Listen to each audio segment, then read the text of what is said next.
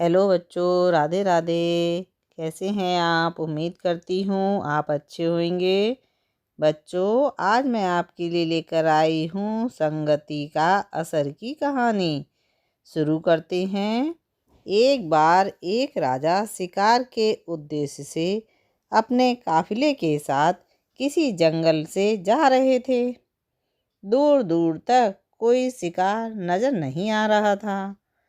वो धीरे धीरे घनघोर जंगल में चले गए। अभी कुछ ही दूर गए थे कि उन्हें कुछ डाकुओं के छिपने की जगह दिखाई दी। जैसे ही वे उनके पास पहुँचे कि पास के पेड़ पर बैठा तोता बोल पड़ा, पकड़ो पकड़ो, एक राजा आ रहा है। इसके पास बहुत सारा सामान है। लूटो लूटो, जल्दी आओ जल्दी आओ। तोते की आवाज़ सुनकर सभी डाकू राजा की ओर दौड़ पड़े। डाकुओं को अपनी ओर आते देखकर राजा और उसके सैनिक दौड़कर भाग खड़े हुए। भागते भागते कोसों दूर निकल गए। सामने एक बड़ा सा पेड़ दिखाई दिया। कुछ देर सस्ताने के लिए उस पेड़ के पास चले गए। जैसे ही पेड़ के पास पहुँचे कि उस पेड़ पर बैठा तोता बोल पड़ा, आओ राजन, हमारे साधु महात्मा की कुटिया में आपका स्वागत है। अंदर आइए, पानी पीजिए और विश्राम कीजिए।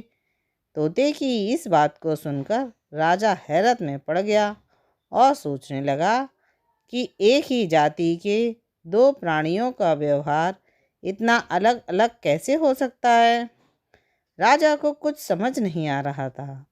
वह तोते की बात मानकर अंदर साधु की कुटिया में चला गया और साधु महात्मा को प्रणाम कर उनके पास बैठ गया और अपनी सारी कहानी सुनाई।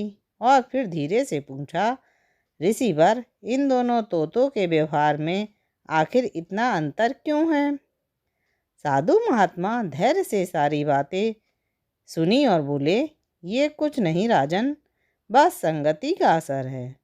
डाकुओं के साथ रहकर तोता भी डाकुओं की तरह व्यवहार करने लगा है और उनकी ही भाषा बोलने लगा है।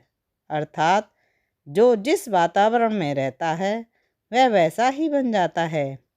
कहने का तात्पर्य यह है कि मूर्ख भी विद्वान के साथ रहकर विद्वान बन जाता है और अगर विद्वान भी मूर्ख की संगत में रहता है तो उसके अंदर भी मूर्खता आ जाती है। इसलिए हमें संगति सोच समझकर करनी चाहिए। बच्चों, आपको मेरी कहानी कैसी लगी?